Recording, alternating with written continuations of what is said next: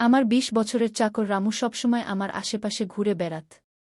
আমি তাকে ছোট মনে করতাম, কিন্তু একদিন সে আমাকে বলল, মালকিন, আমাকে ছোট মনে করে ভুল করবেন না। সেই রাতে যখন আমি তাকে দেখলাম, আমি হতবাক হয়ে গিয়েছিলাম, কারণ সেই রাতে রামু ২০ বছরের ছেলের মতো নয়, বরং ৩০ বছরের পুরুষের মতো আচরণ করছিল। হ্যালো বন্ধুরা, আজকের এই অদ্ভুত গল্পে আপনাদের সবাইকে স্বাগতম। যেদিন থেকে রামু আমার সাথে ঘুমাতে শুরু করেছিল, সেদিন থেকে আমার শরীরে পরিবর্তন আসতে শুরু করেছিল। আমি ভেবেছিলাম রামু ছোট এবং সে কিছু বুঝবে না, কিন্তু ধীরে ধীরে তার আসল রূপ আমার সামনে প্রকাশ পেতে শুরু করেছিল। আমি কখনো ভাবিনি যে ২০ বছরের একটি ছেলে আমার মতো ৩০ বছরের একজন মহিলাকে এত সুখ দিতে পারে। রামু ২০ বছরের ছিল। আমি তাকে গ্রাম থেকে আমার বাড়িতে কাজের জন্য নিয়ে এসেছিলাম। আমার বাড়িতে শুধু আমি এবং আমার ১ বছরের ছেলে ছিল।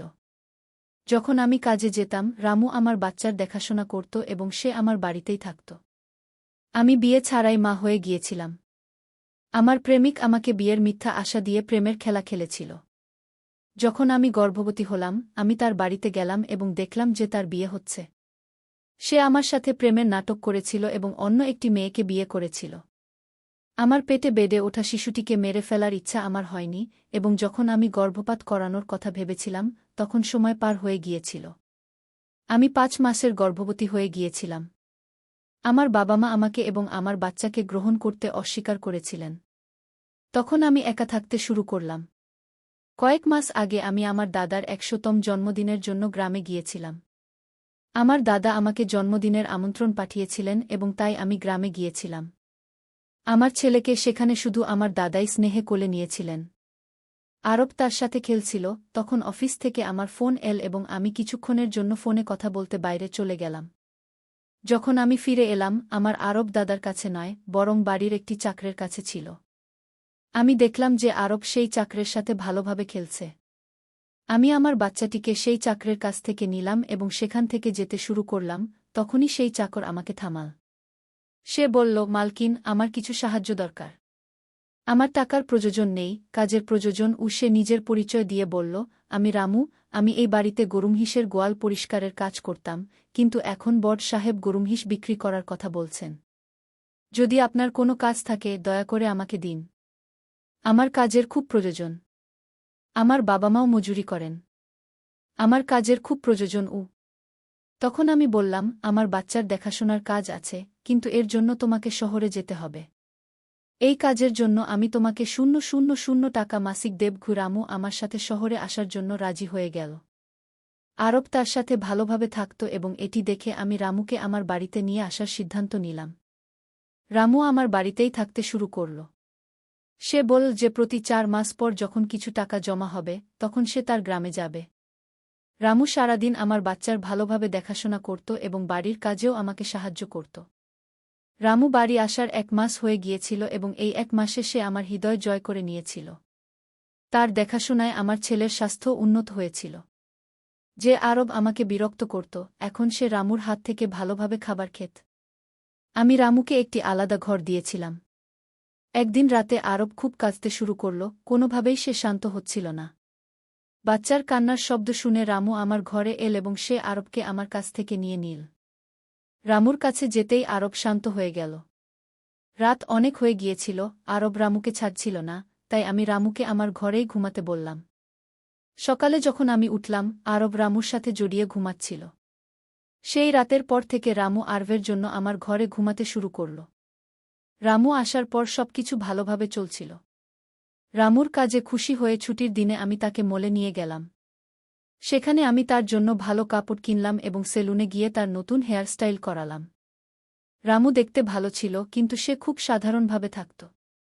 সেই দিন আমি তার পুরো লুকই বদলে দিয়েছিলাম।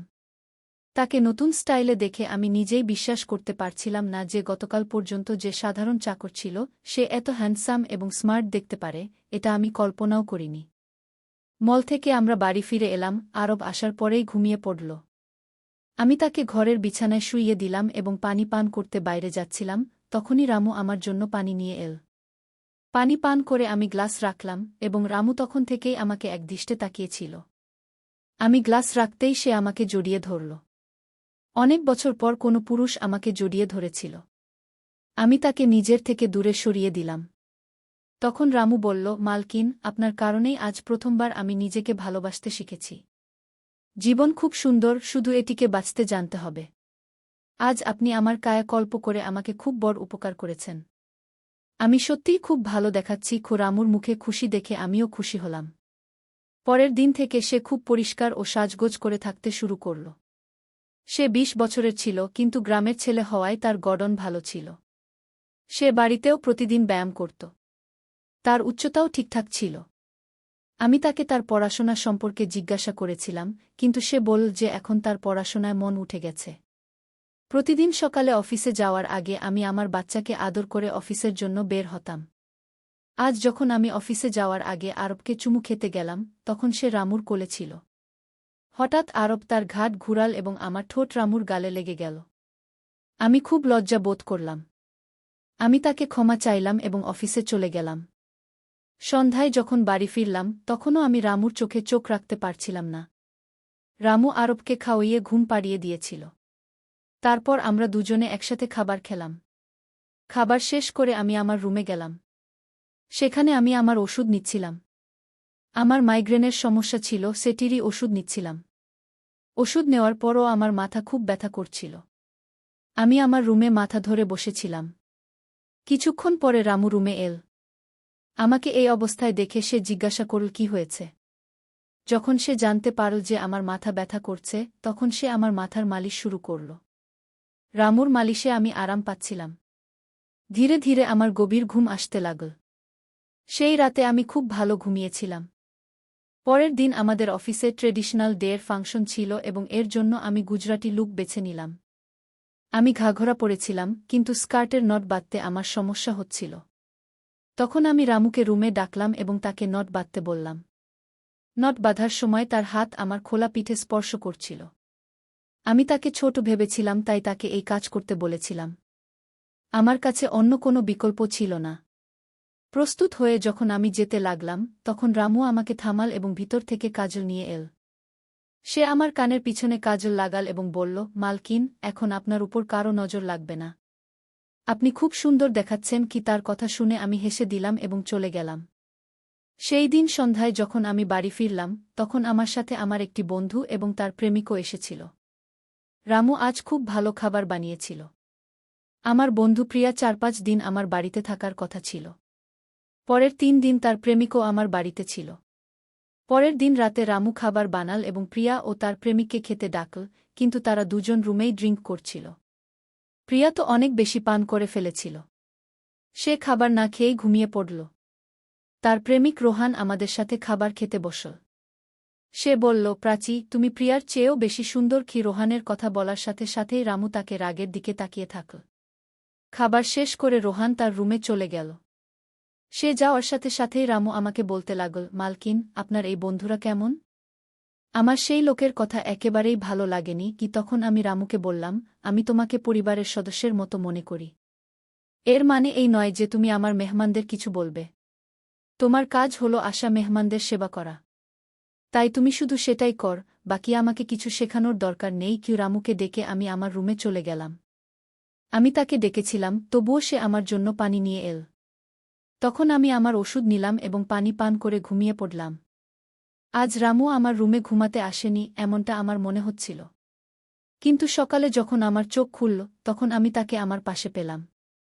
সকালে আমার চোখ খুললেই আমার সামনে প্রিয়া ছিল। সে খুব রাগান্বিত দেখাচ্ছিল। রামুকে আমার সামনে আনা হল। তার হাতে প্রিয়ার ওড়না বাঁধা ছিল। প্রিয়া বলল, তোমার এই গ্রাম্য চাকর আমার প্রেমিকের হাত ভেঙে দিয়েছে। রামু শুধু মাথা নাড়ছিল এবং বলছিল, মালকিন, আমি কিছুই করিনি। রাতে রোহান সাহেব নেশায় ছিলেন, তখনই তার ভারসাম্য নষ্ট হয়ে গেছে এবং তিনি পড়ে গেছেন। রামু কেন রোহান সাহেবের উপর হাত তুলবে? প্রিয়া তখনও নেশা ছিল, এমনটা আমার মনে হচ্ছিল। রামু আমার জন্য তাদের দুজনমু আমাকে চা বানানোর জন্য ডাকছিল, কিন্তু তার দিক থেকে কোনো উত্তর আসছিল না। তাকে খুঁজতে খুঁজতে আমি তার ঘরে গেলাম। সেখানে গিয়ে দেখলাম রামু এইমাত্র গোসল করে বাথরুম থেকে বেরিয়েছে। সে শার্ট পরেনি। আমি প্রথমবার তাকে এভাবে দেখলাম। রামুর শরীর অত্যন্ত মজবুত ছিল। তার শরীর কোনো যোদ্ধার মতো দেখাচ্ছিল। আমি তাকে একদৃষ্টে তাকিয়ে দেখছিলাম। আমার সেই সময় কোনো হুঁশ ছিল না। কয়েক বছর পর আমি কোনো যুবক পুরুষকে এভাবে কাপড় ছাড়া দেখছিলাম।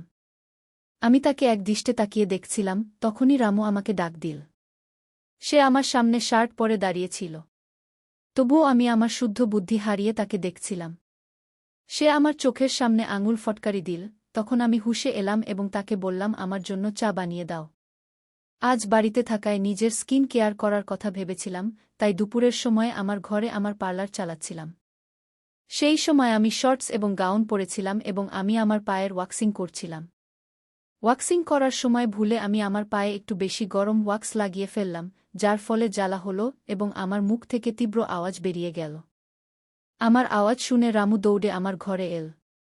সে আমার পোড়া পা দেখল। সে আমার পা থেকে গরম ওয়াক্স সরাল এবং সেখানে ক্রিম লাগিয়ে দিল। তার হাত বারবার আমার পায়ে অজান্তেই ঘুরছিল এবং সেই সময় আমার মনে যে অনুভূতিগুলো তৈরি হচ্ছিল সেগুলো প্রকাশ করা আমার পক্ষে কঠিন হয়ে পড়ছিল। রামুর দৃষ্টি আমার উপর পড়তেই আমি ব্যথায় চিৎকার করে উঠলাম। আমাকে এই অবস্থায় দেখে সে বলল, ভাই সাহেব, এখন আপনি শুধু আরাম করে শুয়ে পড়ুন। আপনি যা কিছু করতে চান আমাকে বলুন, আমি আপনার সাহায্য করব। আমি তাকে আমার অন্য পায়ের ওয়াক্সিং করতে বললাম। রামু ঠিক যেমন আমি বলেছিলাম তেমনি করল। সে আমার মুখের ম্যাসাজও করে দিল। তার স্পর্শে আমি অনেক আরাম পেলাম। আজকের ছুটির দিনটি আমার জন্য আরামদায়ক কাটল। রামুর মধ্যে সব গুণ ছিল। সে কোনো কাজেই পিছিয়ে ছিল না। আজ রাতে আমি তাকে আমার ঘরে ঘুমাতে মানা করে দিলাম। দিনভর আমি বাড়িতে থাকি না, অন্তত রাতে তো আমার বাচ্চার সাথে একা সময় কাটানো উচিত। প্রতিবার রামুর আশা আমার পছন্দ ছিল না, তাই আমি তাকে ঘরে ঘুমাতে মানা করে দিলাম। এভাবে দিন কাটতে লাগল। কয়েকদিন পর্যন্ত রামু ছাড়া আর রাতে ঘুমাতে পারতাম না, কিন্তু ধীরে ধীরে সে কান্না বন্ধ করে দিল। আমি আমার ভেতরে কিছু পরিবর্তন অনুভব করতে শুরু করেছিলাম। সকালে উঠেই আমার শরীর খুব ব্যথা করতে শুরু করত। হঠাৎ কেন এসব হচ্ছে বুঝতে পারছিলাম না। কয়েকদিনের মধ্যে আমার শারীরিক ব্যথা এত বেড়ে গেল যে বিছানা থেকে উঠতেও ইচ্ছা করত না। তখন আমি অফিস থেকে 1 সপ্তাহের ছুটি নিলাম। কয়েকদিন আরাম করলাম, হয়তো একটু ভালো হয়ে যাব। এখন পুরো সময় আরব রামুর সাথে কাটাতাম। যখন তার ক্ষুধা লাগত সে মাঝে মাঝে আমার কাছে চলে আসত। আজ আমি আমার কোমর ধরে বসেছিলাম। রাতে রামু পানি নিয়ে আমার ঘরে এল। আমার কোমরে হাত দেখে সে বুঝে নিল যে আমার খুব কষ্ট হচ্ছে। রামু বলল, ভাই সাহাব, যদি আপনার কোনো আপত্তি না থাকে আমি আপনার কোমরের ম্যাসাজ করে দিই। আমার কোমর এত ব্যথা করছিল যে আমি তার ম্যাসাজের জন্য হ্যাঁ বলে দিলাম। কিন্তু তার আগে আমি আমার ঘরের লাইট বন্ধ করে দিলাম। ছোট জিরো বাল্বের আলোতে আমার কোমর তাকে দেখা যাবে না, তাই আমি ঘরের বড় লাইট বন্ধ করে জিরো বাল্ব জ্বালিয়ে দিলাম। সে যখন ম্যাসাজ করছিল আমি অনেক আরাম পাচ্ছিলাম। ম্যাসাজ করতে করতে আমার ব্যথা যেন একদম গায়েব হয়ে গেল। ম্যাসাজ করার সময় রামু আমাকে জিজ্ঞাসা করল, ভাই সাহাব, আপনাকে কি আরভের বাবার কথা কখনো মনে পড়ে না?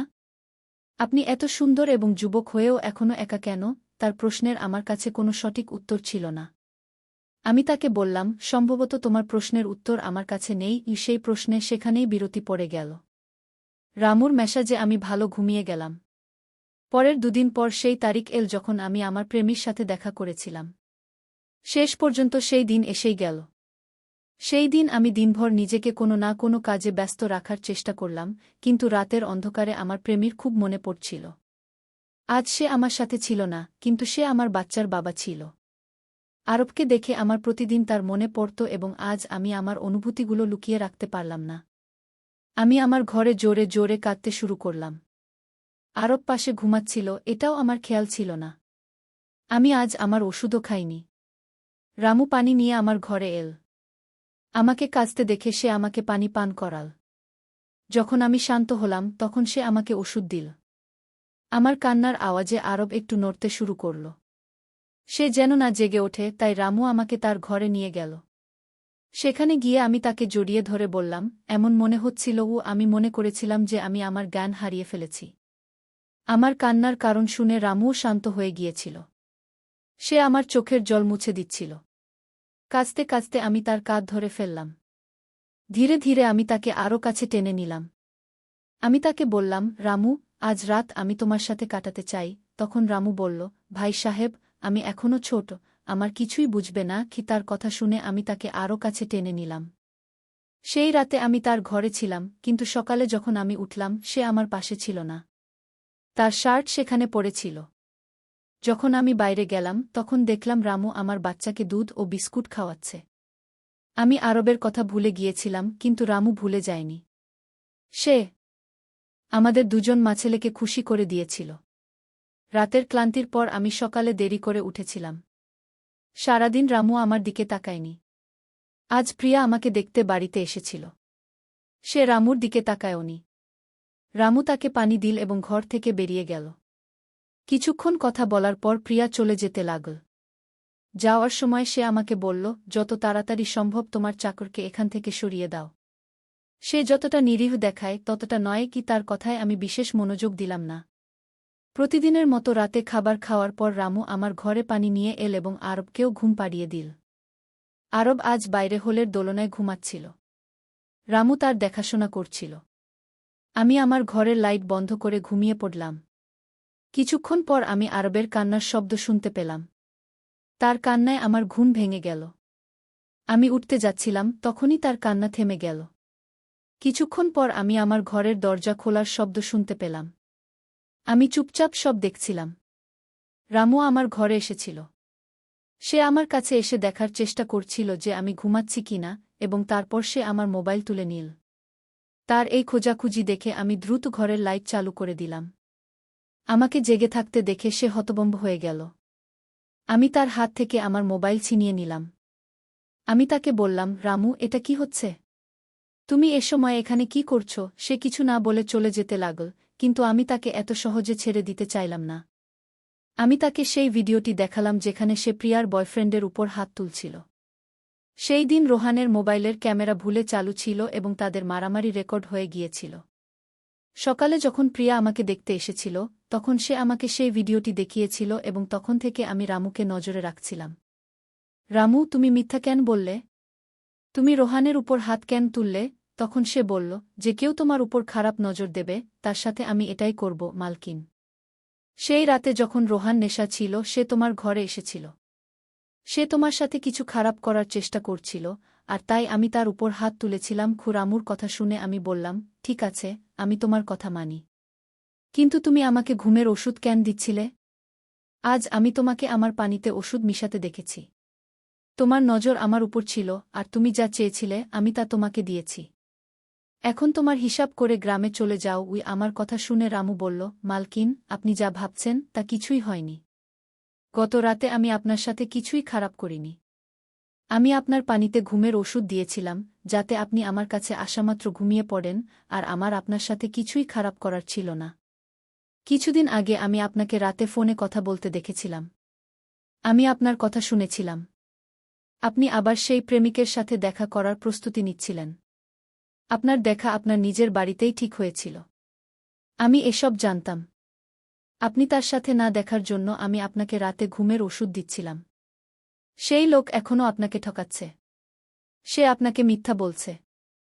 সে আপনার বাচ্চাকে আপনার কাছ থেকে ছিনিয়ে নেওয়ার জন্য আপনার কাছে আসছে। তার স্ত্রীর বাচ্চা হতে পারে না, তাই সে আপনার কাছে আসছে। সে তার স্ত্রীকে তালাক দেয়নি। সে আপনাকে মিথ্যা বলছে। রামু, তুমি কে? তোমাকে এসব তথ্য কিভাবে জানা? তখন সে বলল, আপনার বাবা সাহেব আমাকে আপনার ফটো দেখিয়েছিলেন। আমি আপনাকে প্রথম নজরেই পছন্দ করেছিলাম। কিন্তু বাবা সাহেব এও বলেছিলেন যে আপনি বিয়ের বিপক্ষে। তখন আমি তার সাথে মিলে এই প্ল্যান করেছিলাম। আপনার হৃদয়ে জায়গা করার জন্য আমি এখানে এসেছিলাম। কিন্তু এখানে আসার পর আমি দেখলাম যে অনেক লোক আপনার উপর খারাপ নজর রাখে। তাই আমি আপনার সুরক্ষা করা শুরু করেছিলাম। রামু ২০ বছরের ছিল না। আমার প্রথম সন্দেহ সঠিক প্রমাণিত হল। সে ৩০ বছরের ছিল এবং একটি ভালো চাকরিতে ছিল। সে আমার ভালোবাসার জন্য এত পরিশ্রম করেছিল। রামু আমার প্রেমিক সম্পর্কে যা বলেছিল তা সব সত্য ছিল। রামু আমার প্রেমিকের সমস্ত তথ্য আমি সঠিকভাবে বেছে নিয়েছিলাম। রামুর মতো একজন সৎ স্বামী এবং আমার সন্তানের বাবা পাওয়া আমার জন্য খুব বড় ব্যাপার ছিল। আমি আমার প্রেমিকের প্রতারণার জালে পড়া থেকে বেঁচে গিয়েছিলাম। আজ আমি বিক্রান্ত ওরফে রামুর সাথে খুব খুশি। সে আমাকে এবং আমার সন্তানকে খুব ভালোবাসে। আমার বাবা সাহেবের কারণে আজ আমার পরিবার শুরু হয়েছে। রামুর মতো স্বামী পাওয়া আমার সৌভাগ্য ছিল। বন্ধুরা, যে আপনাকে সত্যিকারে ভালোবাসে সে কোনো কঠিন পরিস্থিতিতেই আপনার পাশ ছাড়বে না। সম্পর্ক বজায় রাখার জন্য কোনো কারণের প্রয়োজন হয় না, আর সম্পর্ক ভাঙার জন্য একটি অজুহাতই যথেষ্ট। তাহলে বন্ধুরা, এটা ছিল আমাদের আজকের ছোট্ট গল্প। আপনি এই গল্পটি কেমন লাগলো কমেন্ট করে অবশ্যই জানাবেন। যদি আপনি এরকম আরও ইন্টারেস্টিং গল্প শুনতে চান, তাহলে চ্যানেলটি সাবস্ক্রাইব করে নিন এবং বেল নোটিফিকেশন অন করে রাখুন, যাতে আপনি আমার আসন্ন প্রতিটি ভিডিও সময়মতো পেতে পারেন। কাল দেখা হবে আরেকটি ভিডিও নিয়ে। ধন্যবাদ।